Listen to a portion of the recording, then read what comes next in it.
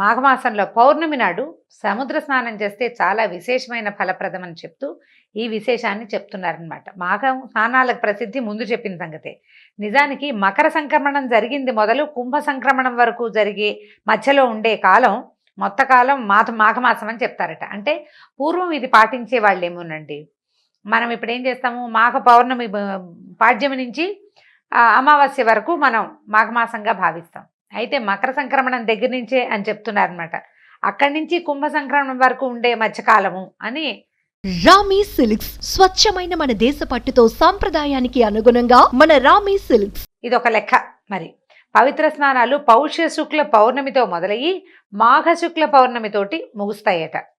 చాంద్రమానాన్ని అనుసరించే వాళ్ళకి ఈ మాఘమాసం పౌష్య బహుళ అమావాస్యతో ప్రారంభమయ్యి మాఘ బహుళ అమావాస్యతో ముగుస్తుంది. ఈ మాఘమాసం మొత్తం పవిత్ర స్నానాలు చేయటం విశేషం. కానీ అంటే ఇది విశేషమే కానీ అయితే ఈ యాంత్రిక జీవనంలో అదంతా సాధ్యం కాదు. ఇప్పుడు మనం చేయలేకపోతాం కాబట్టి కనీసం పౌర్ణమి నాడైనా నదీ స్నానం కానీ సముద్ర స్నానం కానీ చేస్తే మాఘమాసం మొత్తం పవిత్ర స్నానాలు చేసిన ఫలితం లభిస్తుందట. ఎందుకంటే ఈ మాఘ పూర్ణిమని మహామాఘి అంటారు. సంవత్సరంలో వచ్చే 12 పూర్ణిమల్లోనూ మాఘ పౌర్ణిమ అత్యంత పవిత్రమైనది, విశేషమైనది అట. ఈ మహామాఘి శివకేశవులిద్దరికీ ప్రీతికరమైంది. అందుకని ఈ మాఘ పౌర్ణమి నాడు తప్పనిసరిగా సముద్ర స్నానం చేయాలి అని చెప్తారు. కార్తీక మాసాల్లో కూడా కార్తీక స్నానాలు కూడా సముద్ర స్నానాలు చెప్తారండి. మాఘం బహు విశేషమైంది, ఎందుకంటే ఇది శివకేశవులిద్దరినీ ఆరాధిస్తారని చెప్తున్నారనమాట. సముద్ర స్నానం ఎందుకంటే నదీనాం సాగరో గతి అన్నారు. ఎలా అంటే నదులన్నిటికీ సాగరమే గతి. మనం ఇంకో శ్లోకం చెప్తాం, ఆకాశాత్ పతితం తోయం సాగరం ప్రతిగచ్చతి అని. సముద్రం వైపుకే వెళ్తుంది ఆకాశం నుంచి పడిన ప్రతి చినుకు. అట్లా సాగరమే నదులకి గతి. తర్వాత సకల నదీ నదాలు చివరికి సముద్రంలోనే సంగమిస్తాయి కనుక సముద్ర స్నానం చేస్తే సకల నదుల్లోనూ స్నానం చేసిన పుణ్య ఫలితం దక్కుతుంది. ముఖ్యంగా సముద్రుడి ప్రత్యేకత ఏంటంటే ప్రతినిత్యం సూర్యకిరణాల వల్ల ఎంతో నీరు ఆవిరవుతున్నప్పటికీ సముద్రం తాలూకు పరిమాణం కొంచెం కూడా తగ్గదు. అనుక్షణం నీళ్ళు ఆవిరైపోతూనే ఉంటాయి, అయినా సరే సముద్రం తగ్గదు. అలాగే ఎన్నో జీవనదులు తనలో కలుస్తున్నప్పటికీ సముద్రుడి పరిమాణం పెరగదు. ఎన్ని వేల నదులంటే అన్ని పక్కల నుంచి మనం చెప్పుకునే పెద్ద నదులు 12 కాకుండా చిన్న పెద్ద నదులు ఎన్నో, అయినా సరే సముద్రం పెరగదు, తగ్గదు. అయితే స్థిరత్వమే సముద్రుని యొక్క ధర్మమట. తర్వాత అగాధి జడత్వాలు ఆయన తత్వం, ఇలా చెప్తున్నారనమాట. సాగరుడు సంతోషప్రదుడట. సంవత్సరంలో 4 సార్లు స్నానం చేయాలని, సముద్ర స్నానము అది కూడా ఆషాఢ పూర్ణిమ, కార్తీక పూర్ణిమ, మాఘ పూర్ణిమ మరియు వైశాఖ పూర్ణిమల్లో చేయాలని, అలా సాగర స్నానాలు చేసిన వాళ్ళకి సముద్రుడు సంపూర్ణ ఆరోగ్యాన్ని కలుగజేస్తాడని ఎన్నో పురాణాల్లో చెప్పబడిందట. స్నానం అంటే ఏదో షవర్ బాతు, స్విమ్మింగ్ పూల్లో ఏదో చేయటము, ఇంట్లో ఎలా 2 చెంబులు నీళ్ళు పోసుకోవటము కాదు. నది తాలూకు ప్రవాహ వేగానికి ఎదురుగా నిలబడి, అది కూడా నడు మునిగేల కంటే నాభి మునిగేదాకా నిలబడి స్నానం చేయాలి. అది కూడా 48 నిమిషాల పాటు స్నానం చేయాలని విధిట. ఒక్కసారి అవకాశం దొరికిన నదిలో నిలబడి మునిగి తల ముంచాల్సిన అవసరమేం లేదు. ఆటలాడటం కాకుండా ఇట్లా నాభి వరకు నీళ్లలో కనుక నిలబడితే ఈ ప్రవాహ వేగం వల్ల వచ్చే కరెంట్స్ అన్నీ శరీరాన్ని శుద్ధి చేస్తాయండి. దానికి ఎంత మంచి మంచి చాలా రకాల విషయాలు చెప్తున్నారు. ఇవన్నీ ఆరోగ్యానికి సంబంధించిందే. ఇప్పుడు మానవుల శరీరం ఎలాగూ ఏమంటారు, పుట్టిన ప్రతి జీవి గిట్టక తప్పదు, గిట్టిన ప్రతివాడు పుడతాడు, బాగానే ఉంది. మనం మరణించక తప్పదు కాబట్టి స్నానం మానేసి అన్నం మానేసి ఉండం. జీవిగా పుట్టినప్పుడు దానికి తగినట్టుగా మనం ప్రయత్నం చేసుకుంటూ వెళ్ళాలి. ఎప్పుడు మన జీవుడికి కాలం పూర్తవుతుందో ఆనాడు వెళ్ళిపోతాం. అప్పటి వరకు మనం చేయవలసిన ప్రతి పని, ప్రతి విధి అన్నీ చేసి తీరవలసింది. అవి సజావుగా చేస్తే ఇహలోకంలో ఇక్కడ జీవితం ప్రశాంతంగా ఉంటుంది. ఆరోగ్యం లేకపోతే ప్రశాంతత లేదు, ఆరోగ్యం వల్ల ఎక్కువ ప్రశాంతత లభిస్తుంది. అందుకని ఈ విధి విధానాలన్నిటిని మనం పాటిస్తూ ఉంటే కనుక ఇబ్బందులు లేకుండా ఉంటాము. ఆరోగ్యము తెచ్చిస్తుంది, పవిత్రత సాధించగలుగుతాము, కొన్ని పాపాలు పోగొట్టుకోగలుగుతాము. దానివల్ల ఏంటంటే తర్వాత జీవితాలు ఇంకా బాగుంటాయని చెప్తారు. సూర్యోదయ కాలం నుంచి, అంటే ఇది ఎప్పటి నుంచి చాదస్తం అదని అనుకోకూడదట. సూర్యోదయ కాలం నుంచి సూర్యాస్తమయం వరకు ప్రసరించే సూర్యకిరణాల్లోని విద్యుత్ శక్తిని నదీ జలాలు, సాగర జలాలు తమలో నిక్షిప్తం చేసుకుంటాయి. ఈ స్నానం కూడా ఎప్పుడు చేయమంటున్నారు, సూర్యోదయానికి 1.5 గంట ముందు కాలంలో చేస్తే చాలా మంచిదట. ఎందుకంటే ఇది సైన్సే, చాదస్తం ఏం కాదు. నీటిలో విద్యుత్ శక్తి ఉందని మనకు తెలుసు, కరెంట్ ఉంది కదా నీళ్ళలో, మనం అదేగా ఇప్పుడు వాడుకుంటున్నాం. అయితే ఈ సైన్స్ గీన్స్ ఏమీ పుట్టలేదు, మనం కరెంటు తీయటం నేర్చుకోకముందే మన పెద్దవాళ్ళు చెప్పారు. బ్రాహ్మీ ముహూర్తాన్ని నదీ స్నానానికి అనుకూలమైన సమయంగా నిర్ణయించారు. సముద్రుడు, నదులు, జలాలు, నీరు ఇట్లా శక్తిని తీసుకుంటాయి. అప్పుడు ఇంకొక ఏం చేస్తారు, సాయంకాలం అయ్యేసరికల్లా, అంటే సూర్యుడు చంద్రుడు ఇద్దరి గురించి చెప్తున్నారు. తన వెండి వెలుగులతో జగతిని జ్యోత్స్నామయం చేసేటువంటి చంద్రుడు తన కిరణాల్లోని అమృతత్వాన్ని, ఔషధ విలువల్ని నదీ జలాలకి అనుగ్రహిస్తాడు. నీటిలో ఉండే ఈ అద్భుత శక్తులు తిరిగి సూర్యకిరణాలకు పరావర్తనం చెంది అంతరించిపోతాయి. అందుకని సూర్యోదయానికి పూర్వమే స్నానం పూర్తి చేయాలనే నియమాన్ని విధించారు పెద్దలు. ఇంట్లో చేసినా పర్వాలేదు అని అమెండ్మెంట్లు, అంటే సర్దుబాట్లు ఏవో చెప్తున్నారు. కానీ వాకిట్లో బయట చంద్రుడు కనపడే చోట, వాపికూపు తటాకాదుల్లో, సరస్సుల్లో, తర్వాత నదిలో, సముద్రంలో చేయమనేది. ఎందుకంటే ఆ వాటర్, నీరు తీసుకున్నటువంటి కరెంట్స్, నీటిలో ఉండే కరెంట్స్, ఈ చంద్రకిరణాల వల్ల నీటికి కలిగినటువంటి ఔషధ తత్వాలు, అవన్నిటినీ మనం తీసుకోగలుగుతాం. సూర్యుడు వచ్చేసరికల్లా చంద్రుడి వల్ల వచ్చిన ఔషధ గుణం తగ్గిపోతుంది, సూర్యుడి వల్ల వచ్చేది వస్తుంది, అది వేరే కథ. ఇది చంద్రుడి వల్ల వచ్చినటువంటి అమృతత్వం, ఆరోగ్యము, మానసికమైన ప్రశాంతత చంద్రుడి వల్లే వస్తుంది. చంద్రమా మనసో జాతః అని చెప్తారు. చంద్రుడు మనఃకారకుడు, మనసు నుంచి పుట్టాడు, మనఃకారకుడు. ఆ చంద్రమా కిరణాలు పడినటువంటి నీటితో స్నానం చేస్తే మనసు కూడా ప్రశాంతంగా అవుతుంది. అయితే ఈ నడుము నమూను వరకే ఎందుకు మునగాలండి, పైదాకా ఇక్కడ దాకా గొంతు కంఠస్నానం, కంఠవంతం దాకా ఎందుకు? కంఠస్నానం అంటే వేరే కదండి. తలస్నానం అంటే ఒంటి మీద పోసుకునే నీళ్ళని కంఠస్నానం అంటారు, తల తడపకుండా చేసేదాన్ని. కంఠం వరకు, కంఠదగ్నంగా ఇంత మటుకు మునిగి ఎందుకు చేయకూడదు అంటే ఏం చెప్తున్నారంటే, గర్భస్థ శిశువుగా ఉన్న పిండానికి నాభినాళం ద్వారానే జీవశక్తులు అందుతాయి. మనకు తెలుసు, అంబ్లికల్ కార్డ్ నుంచి, బొడ్డుతాటి నుంచే కదా బిడ్డకి ఆహారం అందేది. ఇది ఎవరు కాదనలేని సత్యం. అయితే నదీ సాగర జలాల్లో నిక్షిప్తమైన ఉన్నటువంటి సౌరశక్తి, సోమశక్తి అంటే సూర్యచంద్రుల యొక్క శక్తులు, వాటిని నీ నాభి నుంచే శరీరం గ్రహిస్తుందట. అందుకని నాభి మునిగే వరకు నదిలో నిలబడి స్నానం చేయాలి. సముద్రానికి ప్రవాహం లేకపోయినప్పటికీ ఉత్తుంగ తరంగాలు తమ తాకిడితో ఆ శక్తులని, అంటే సముద్రానికి ఎలా ఉంటుంది ప్రవాహం, అలా కదులుతూ వెళ్ళదు కానీ ముందుకు వస్తూ ఉంటుంది కదా, ఈ తరంగాల వల్ల ఆ కరెంట్ వస్తుందట మనకి, ఆ శక్తిని శరీరానికి అందిస్తుంది. కాబట్టి సముద్రుని పూజిస్తూ చేసే ఈ 4 స్నానాల్లో మాఘ పూర్ణిమ స్నానం చాలా ముఖ్యమైనది. వీలు కుదిరితే చేద్దాం. సముద్రము, నదులు అందుబాటులో లేని వాళ్ళ పరిస్థితి ఏమిటి అంటే, అప్పుడు బావుల దగ్గర కానీ, చెరువుల దగ్గర కానీ గంగా, సింధు, కావేరి, కృష్ణ, గౌతమి పేర్లు స్మరిస్తూ స్నానం చేస్తే ఆయా నదుల్లో స్నానం చేసిన ఫలితం కూడా లభిస్తుంది. దేనికైనా భక్తి ప్రధానం. అది లేకపోయాక కాకిలాగా 10 సార్లు స్నానం చేసినా ఎంతసేపు నీళ్ళలో మునిగి బయటకు వచ్చి ఒళ్ళు దులుపుకుంటూ ఉంటుంది. కాకి నీళ్ళ కింద తలబెడుతుంది, మళ్ళీ ఒళ్ళు దులుపుకుంటుంది, ఏమి ప్రయోజనం లేదు. కర్రలు తేలుతూ ఉంటాయి నదులు నీళ్ళల్లో, ఏం ప్రయోజనం? ఏముండదు, ఊరికే కర్ర నాంతుంది, కాకి తడుస్తుంది అంతే. అలా కాదు, శ్రద్ధతోటి భక్తితోటి చేస్తే ఇంకా మంచి ఫలితం లభిస్తుంది. లేకపోయినా తడిపే, తడవటం వల్ల వచ్చేది వస్తుంది. రావాల్సిన పూర్తి స్థాయి ఫలితం భక్తి వల్లే వస్తుంది. మాఘ పూర్ణిమ యొక్క స్నాన ఫలితం చెప్తున్నారండి, కొన్ని చిన్న వాక్యాల్లో చెప్పేస్తున్నారు. ఇంట్లోనే వేడి నీళ్ళు స్నానం చేస్తే మాఘంలో 6 సంవత్సరాలు శుభ్రంగా స్నానం చేసిన ఫలితం ఆ నెల రోజుల్లోనే లభిస్తుందట. బావి నీళ్ళతో స్నానం చేస్తే 12 సంవత్సరాల పుణ్యస్నాన ఫలితం వస్తుంది. చెరువులో స్నానం చేస్తే 24 సంవత్సరాల పుణ్యస్నాన ఫలితం లభిస్తుంది. సాధారణ నదిలో స్నానం చేస్తే 96 సంవత్సరాల పుణ్యస్నాన ఫలితం లభిస్తుంది. పుణ్యనదీ జలాలలో స్నానం చేస్తే 9600 సంవత్సరాల పుణ్యస్నాన ఫలితం లభిస్తుంది. ఇది కాకుండా నదీ సంగమ స్థానాలు ఉంటాయి కదా, నదులు సంగమించేవి, నదులు సముద్రంతో సంగమించేవి, అట్లా ఈ 2 నదులు కలుస్తాయి కొన్ని చోట్ల. అలాంటి చోట స్నానం చేస్తే 38,400 సంవత్సరాల పుణ్యస్నాన ఫలితం లభిస్తుందట. గంగా నదిలో స్నానం చేస్తే 3,84,00,000 సంవత్సరాల పుణ్యస్నాన ఫలితం ఉంటుంది. వీటన్నిటితో పాటు ఇవన్నీ కాకుండా ప్రయాగలోని త్రివేణి సంగమంలో 3 నదులు, గంగా, యమున, సరస్వతి, ఆ 3 నదుల సంగమంలో స్నానం చేస్తే గంగలో స్నానం చేసిన దానికంటే 100 రెట్ల అధికమైన ఫలితం లభిస్తుందట. సముద్ర స్నానం చేస్తే వచ్చే పుణ్య ఫలితానికి చెప్పడానికి మాటలు లేవట, అంత పుణ్యం వస్తుంది, అంత అమోఘమైన ఫలం ప్రసాదిస్తుంది సముద్ర స్నానం. ఈ మాఘమాసం మొత్తం పవిత్ర స్నానాలు చేయడానికి వీలు కుదరకపోతే చివరి 3 రోజులైనా స్నానం చేసి పవిత్ర స్నానాన్ని చేస్తే మంచి ఫలితాన్ని పొందొచ్చు.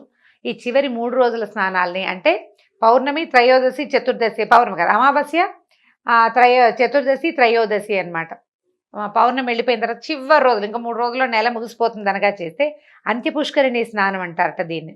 అప్పుడు ఆ ఫలితం లభిస్తుంది. సాధారణ స్నానం శరీర మలినాల్ని పోగొడితే మాఘమాసం మనసులోని మాలిన్యాన్ని పోగొట్టి మాధవుని సన్నిధికి చేర్చే స్నానంగా పరిణమిస్తుంది. అయితే దేవుని భగవంతుని చదువుకోవాలి, నిశ్శబ్దంగా మౌనంగా స్నానం చేయాలి, కబుర్లు చెప్పుకోకూడదట. కబుర్లు చెప్పుకోకూడదు. నదికి వెళ్ళి కేరింతలు కొడుతూ ఆటలాడుతూ ఒకళ్ళ మీద ఒకళ్ళు నీళ్లు చల్లుకుంటూ అలా చేయకూడదు, ఆడకూడదు. తర్వాత స్నానం అయిన తర్వాత ఆ సూర్యుడికి అర్ఘ్యప్రదానం చేయాలి, దండం పెట్టుకోవాలి. ఏం చెప్తామంటే, ఓ పరంజ్యోతి స్వరూపుడా నాయన ప్రత్యక్ష నారాయణమూర్తి, నీ తేజస్సుతోటి నా పాపాలన్నీ 1000 తునాతునకలై ప్రక్కలైపోయి ఈ నీళ్లలోనే పడి నశించిపోవాలి. నాలో ఉన్న అనారోగ్యం, శారీరక మానసిక అనారోగ్యాలు కూడా నశించిపోవాలని సూర్యుడికి అర్ఘ్యం ఇస్తూ దండం పెట్టుకోమంటున్నారు. దీని తర్వాత పితృదర్పణాది నిత్యకర్మలుంటే పూర్తి చేసుకుని ఇష్టదైవాన్ని ఆరాధించాలి, దాన ధర్మం చేయాలి. వస్త్రాలు, కంబళి అంటే దుప్పటి, పాదరక్షలు, గొడుగు, తైలము, నెయ్యి, తిలపూర్ణ ఘటము, నువ్వులతో నింపినటువంటి పాత్ర, బంగారము, అన్నము మొదలైనవి దానం చేస్తే మహాపుణ్య ఫలితం లభిస్తుందట. చేయగలిగే సామర్థ్యం ఉన్నవాళ్ళు గనక అవకాశం ఉంటే నేతితో తిలహోమం చేస్తే మరింత పుణ్యం వస్తుందట. మామూలుగా తిలలు చాలా మంచివి, కానీ ఏమంటే నువ్వులు ముట్టుకోకూడదని అలా అనుమానాలు ఉంటాయండి. శనివారం ముట్టుకోకూడదు, శుక్రవారం ముట్టుకోకూడదు, చాలా ఉంటాయి. సాక్షాత్తు శనేశ్వర స్వరూపం అని అదని భావిస్తాం. అది చాలా తప్పట. విష్ణుమూర్తి యొక్క స్వేద బిందువులే తిలలట. తిల ఎట్లా జన్మించిందంటే విష్ణుమూర్తి యొక్క స్వేద బిందువు నుంచి జన్మించిందట. సాక్షాత్ విష్ణు రూపాలు, ఈశ్వర ప్రతీకాలు. అందుకని శివుడికి ఏం చేస్తారు, ఏకాదశి రుద్రాభిషేకం చేసేటప్పుడు తిలలతోటి అభిషేకం చేస్తారు. ఒక అభిషేకం తిలలతోటి చేస్తారు. తిలలకు అంత విశిష్టమైన స్థానం ఉంది. అయితే ఈ మాఘమాసాలు ఏం చెప్తారంటే, నెల రోజులు 1 వంతు చక్కెర 3 వంతులు తిలలు అంటే 3 స్పూన్లు నువ్వులు కనుక వేస్తే కాస్త వేయించి ఓ స్పూన్ పంచదార వేసి దాన్ని కొద్దిగా గ్రైండ్ చేసి నువ్వుల పొడి అది ఎవరికైనా పెట్టడం, అది ప్రసాదంగా పనిచేస్తుంది అనమాట. విష్ణుమూర్తికి నివేదన చేయటము, ఆ తర్వాత ప్రసాదంగా పంచిపెట్టమంటున్నారు. తిలపాత్ర దానం చేయటం కూడా చాలా మంచిది. అంటే ఒక చిన్న రాగి పాత్ర తీసుకుని నిండా తిలలు నువ్వులు పోసి పైన ఒక చిన్న బంగారపు నలుసు పెట్టమంటున్నారు శక్తి అనుసారం. ఇప్పుడు గ్రాము కూడా పెట్టలేని పరిస్థితికి వచ్చేసామండి మనం, బోళ్ళంత ఖరీదైపోయింది. పెట్టగలిగితే పెట్టటము, లేదా ఒక పండు తాంబూలం పెట్టి ఎవరికైనా ఇవ్వండి అని చెప్తున్నారు. తిలపాత్రని బ్రాహ్మణుడికి దానం చేస్తే మనోవాంఛితం నెరవేరుతుందట. ఇది జాతకరీత్యా ఏమైనా శని దోషము, పీడ అవన్నీ ఉంటే అవి నశిస్తాయట. ఆఖరి మాట ఏం చెప్తున్నారంటే, మాఘమాసం 4 రోజులు పవిత్ర స్నానాలు చేయాలని, ముఖ్యంగా మాఘ పౌర్ణమి నాడు సముద్ర స్నానం చేయాలని చెప్పుకున్నాం కదా.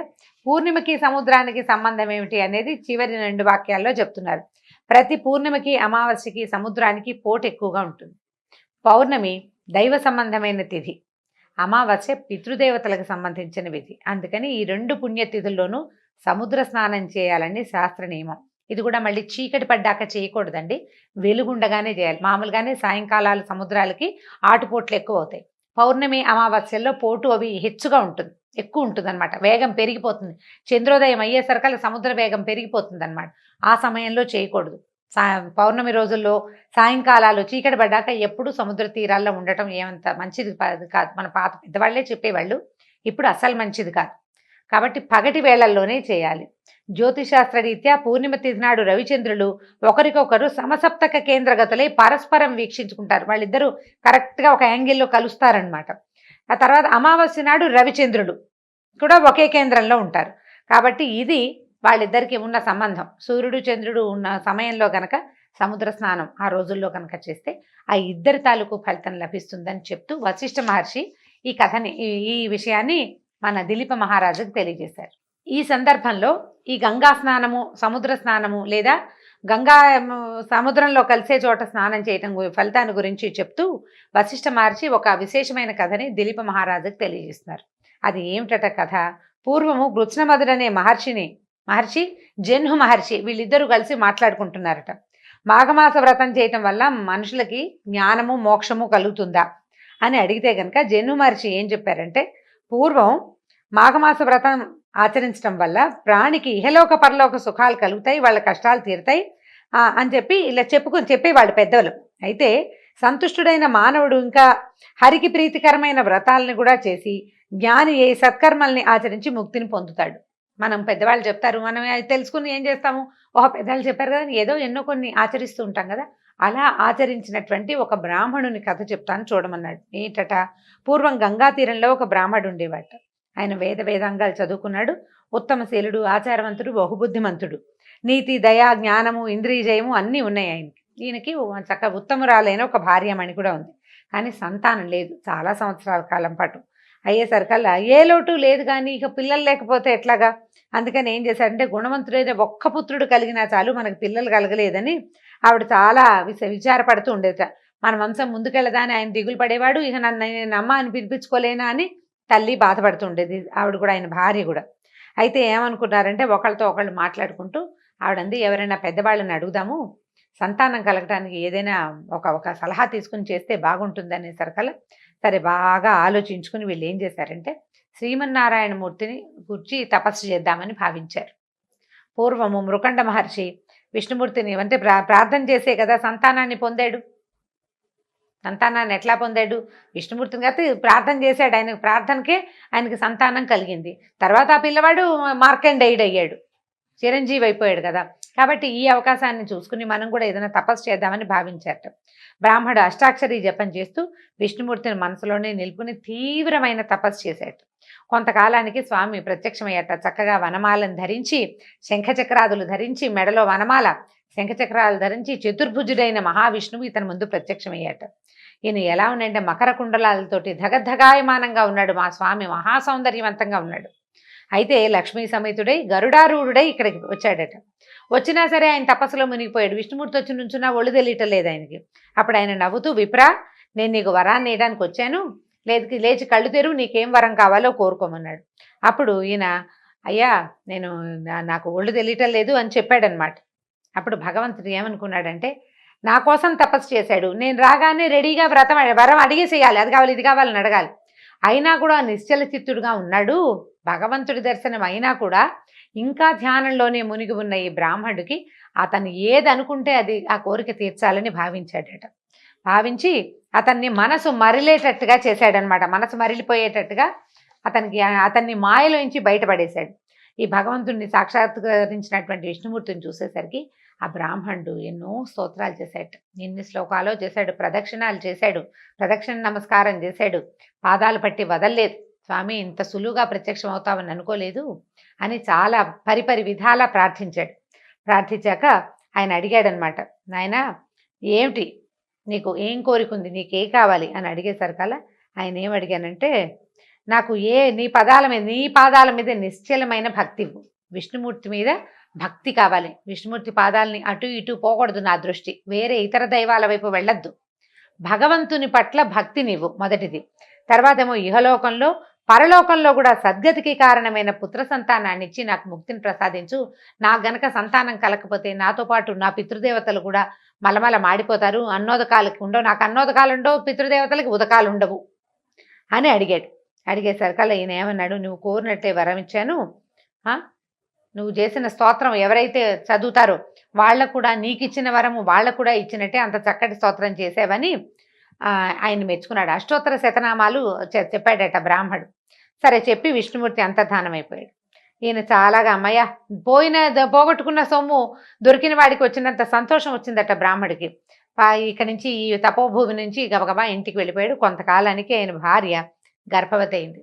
ఒక కుమారుడు కన్నాడు, పుట్టాడు. ఎంత చక్కటి వాడోట. పిల్లాడు ఎక్కువగా ఏడ్చేవాడు కూడా కాదు, బహుబుద్ధిమంతుడైన పిల్లవాడు.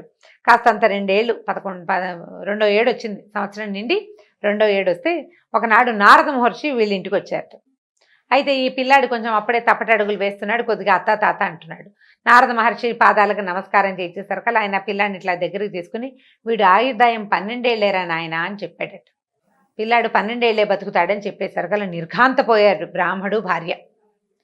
లేక పుట్టిన పిల్లాడు విష్ణుమూర్తిని ప్రార్థించి తపస్సు చేస్తే ఆయనంతటా ఆయన వరం ఇచ్చాడు. నీ మనసులో ఏదుందో అది నీకు ఇచ్చేస్తానన్నాడు. ఆ ఇచ్చేసిన వరం అల్పాయుష్కుడైన కొడుకైపోయాడే అని ఎంతో ఏడ్చారు. చాలా దుఃఖం, అన్నం సహించేది కాదట. ఎప్పుడూ విచారమగ్నులుగా ఉండేవాళ్ళు. అయితే కొన్నాళ్ళకి ఏమనిపించిందంటే, నేను ఇంత తపస్సు చేసి పిల్లాన్ని పొందితే చివరికి వీడు ఇలాగే ఉంటాడు, విద్యాభ్యాసం చదువు కూడా పూర్తవదు. 8 ఏళ్లకు ఒడుగు చేసి చదువుకు పంపిస్తాము, చదువు ఎక్కడ పూర్తవుతుంది, 12 ఏళ్ళకి అవ్వదు కదా, విద్య కూడా పూర్తి కాకుండా వివాహం కూడా కాకుండా ఇంత చిన్న పిల్లాడే మరణిస్తాడు అనేసరికల్లా అసలు నేను దీన్ని తట్టుకోలేకపోతున్నానని భార్య అంటూనే ఉంది, ఆయనకి అనిపిస్తోంది అనమాట. సరే ఏమనుకున్నారంటే భార్యని ఓదార్చాడు ఆయన, "నువ్వు ఉండు, ఇప్పుడు ఈ సమస్య ఎందుకు వచ్చిందో మనం తెలుసుకోవాలి. విష్ణుమూర్తి ఇచ్చిన వరాన్ని నారద మహర్షి వచ్చి కాదని ఎలా చెప్తాడు? కాబట్టి మళ్ళీ ఏం చేద్దామంటే ఎవరైనా సరే పుట్టాక మరణించక తప్పదు, ఇవాళ కాకపోతే రేపు. కానీ ఇలా అల్పాయుష్కుడైన కుమారుణ్ణి భగవంతుడు నాకు ఎందుకు ప్రసాదించాడో మనకు తెలియాల్సిందే. కాబట్టి నేను మళ్ళీ విష్ణుమూర్తి కోసం తపస్సు చేస్తాను, నువ్వు పిల్లాన్ని పెట్టుకుని జాగ్రత్తగా ఉండు. 12 ఏళ్లకి మృత్యు అన్నారు, అప్పటిదాకా ఏం భయం లేదు. నువ్వు పిల్లాడితోటి ఉండమని కొంతమంది శిష్యుల్ని ఆమెకు తోడుగా ఇంట్లో నియమించి ఈయన మళ్ళీ గంగా తీరానికి చేరిపోయాడట. గంగా తీరానికి చేరి అక్కడ నియమనిష్టలతోటి విష్ణుమూర్తిని సర్వోపచారాలతోటి అర్చించి అష్టాక్షరి మంత్రాన్ని జపించడం మొదలుపెట్టాడు. ఇక ఎంత కాలమో తపస్సు చేసేట. మొదట చేసిన దానికంటే రెండోసారి తపస్సు ఇంకా ఎక్కువ చేశాడు. అయితే అతనికి విష్ణుమూర్తి ప్రత్యక్షమయ్యాడు. ప్రత్యక్షమైన విష్ణుమూర్తి ఏ రకంగా ఈ బ్రాహ్మణ్ణి ఆదుకున్నాడో రేపటి భాగంలో విందాం. అయితే రేపు 15వ రోజు పౌర్ణమి కాబట్టి పౌర్ణిమా స్నాన విధిని విని ఉన్నారు. వీలైనంత మటుకు, కుదిరినంత మటుకు ఎవరు ఎలా చేయగలిగితే అట్లా పౌర్ణమి వ్రతాన్ని పూర్తి చేసుకోండి. నమస్కారం.